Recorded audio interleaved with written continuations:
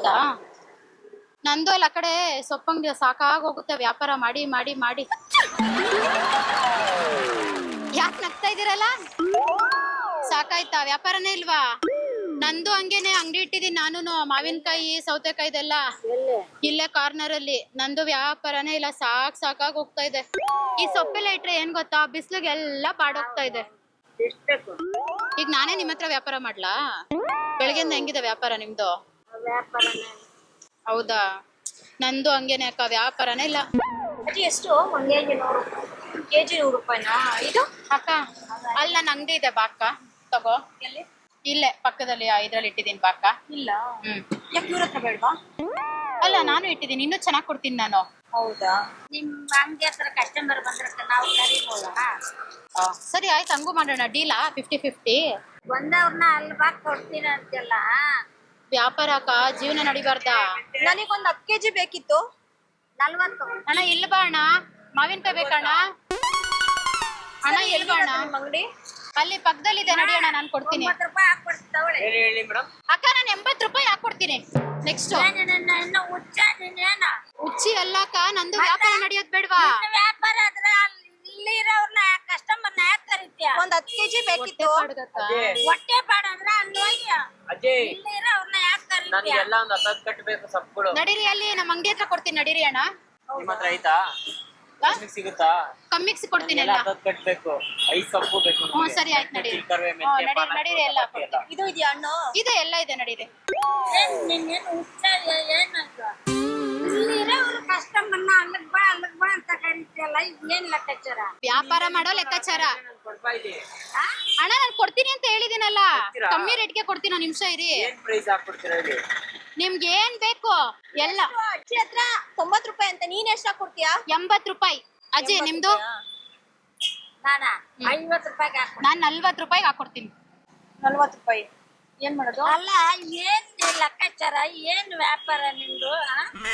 ಇದಿಷ್ಟೇ ಅಕ್ಕ, 6 ತಿಂಗಳಿಂದ ಅಂಗಡಿ ಇಟ್ಟಿದ್ದೀನಿ, ನನಗೂ ಕರೆಕ್ಟ್ ಆಗಿ ವ್ಯಾಪಾರ ಆಗ್ತಾ ಇಲ್ಲ. ಅದಕ್ಕೇನೆ.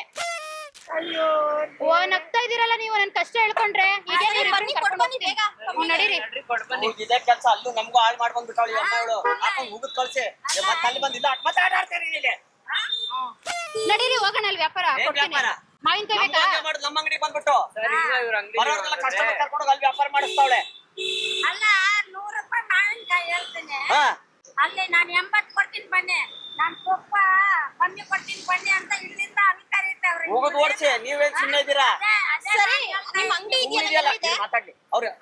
ಅದೇ ನೀನೇನು ಹುಚ್ಚ, ನನ್ ಕಸ್ಟಮರ್ ನೀನ್ ಯಾಕೆ ಕರೀತ ಅಂತ ಜಗಳನೆ ಕರೆಕ್ಟ್ ಆಗಿ ಹೇಳಿದೆ ಅಕ್ಕ. ಕಳ್ಸ್ತೀನಿ, ಮುಗಿದ್ ಕಳ್ಸು. ಏನ್ ವ್ಯಾಪಾರ ನಿಂದು? ಎಲ್ಲಿದೆ ಇದೇ ಸ್ಟ್ರಾಟರ್ಜಿ ಅಜ್ಜಿ.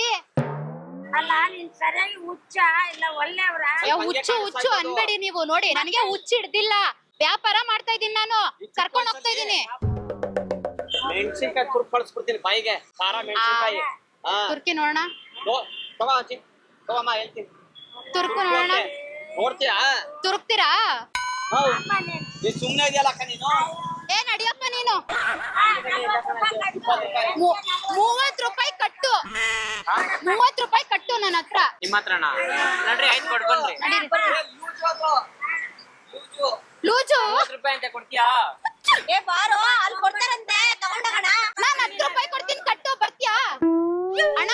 ಅಣ್ಣ ಅಲ್ಲಿ ನಾನು ವ್ಯಾಪಾರ ಮಾಡ್ತಾ ಇದೀನಿ, ನಡೀರಿ ಅಣ್ಣ, ಬನ್ನಿ ಅಣ್ಣ. ಏನ್ ಮಾಡ್ಬೇಕು ಅಂತ ನನಗೆ ಈ ಮಾವಿನಕಾಯಿ ತಗೊಂಡ್ ಮುಳ್ಳೆವನ್ನ ಹೇಳ್ಬಿಡ್ರಿ, ಹೇಳ್ತೀನಿ. ತಗೊಂಡ್ ಇಟ್ಬಿಡ್ರಿ ಕೈಲಿ. ಬನ್ನಿ, ಕ್ಯಾಚ್ ಅಣ್ಣ. ಕತ್ಲಾಗ್ಬಿಡ್ತದೆ. ಟೆನ್ಷನ್ ತಗೊಂಡ್ರಿ, ಏನು ಗೊತ್ತಾರ ಮಾಡ್ತಾವ್ರಿ. ಕುರಿಗಳು ಸ್ವಾಮಿ ಕುರಿಗಳು ಅಂತ.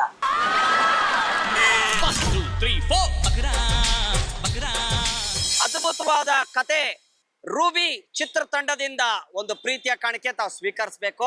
ಶ್ರೀ ವೆಂಕಟೇಶ್ವರ ಕ್ರಿಯೇಷನ್ಸ್ ಅವರಿಂದ ಈ ಒಂದು ಕಾಣಿಕೆ ಇದು ಸ್ವೀಕರಿಸಬೇಕು. ಅಮ್ಮ ಏನ್ ಗೊತ್ತಾ, ನೀವು ವ್ಯಾಪಾರ ಮಾಡೋರು ಕರೆಕ್ಟ್ ಅಲ್ವಾ? ಪಾಪ ಇಲ್ಲಿ ವ್ಯಾಪಾರ, ನಿಮ್ಗೆ ವ್ಯಾಪಾರಗೋಸ್ಕರ ಕಾಯ್ತಾ ಇರ್ತೀರಾ. ಯಾರೋ ಬಂದು ತೊಂದರೆ ಕೊಟ್ರೆ ನಿಮ್ಗೆ ಎಷ್ಟು ತೊಂದರೆ ಆಗತ್ತೆ, ಕರೆಕ್ಟ್ ಅಲ್ವಾ? ತೊಂದರೆ ಆಗ್ಬಾರ್ದು, ಎಲ್ರಿಗೂ ಜೀವನಾನೇ ಅಲ್ವಾ?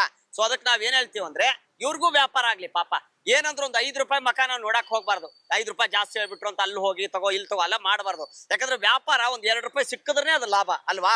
ಅದು ಲಾಭ ಇಲ್ಲ ಅಂದ್ರೆ ಹೆಂಗಿರುತ್ತೆ? ತಂದಿರೋ ಈಗೇನು 10 ರೂಪಾಯಿ ಕೊಟ್ಟು 10 ರೂಪಾಯಿಗೆ ಮಾರಕ್ಕಾಗತ್ತಾ? ಆಗಲ್ಲ, ಕರೆಕ್ಟ್ ಅಲ್ವಾ? 15 ರೂಪಾಯಿ 5 ರೂಪಾಯಿ ನಿಮ್ಗೆ ಬೇಕಲ್ವಮ್ಮ ಜೀವನ. ಬಿಸಿಲಲ್ಲಿ ನಿಂತ್ಕೊಂಡು ವ್ಯಾಪಾರ ಮಾಡ್ತೀರಾ. ಸೊ ನಿಮ್ಗೆಲ್ಲಾರು ವ್ಯಾಪಾರ ಆಗ್ಲಿ, ನಿಮ್ಗೆ ಒಳ್ಳೇದಾಗ್ಲಿ ಅಂತ ನಾವು ಹಾರೈಸ್ತೀವಿ. ಓಕೆ, ಎಲ್ಲರೂ ಕನ್ನಡ ಜನತೆ, ಎಲ್ಲರೂ ಪ್ರತಿಯೊಬ್ಬರಿಗೂ ಹೇಳೋದೇನಂದ್ರೆ ಎಲ್ಲರೂ ವ್ಯಾಪಾರ ಮಾಡಿ.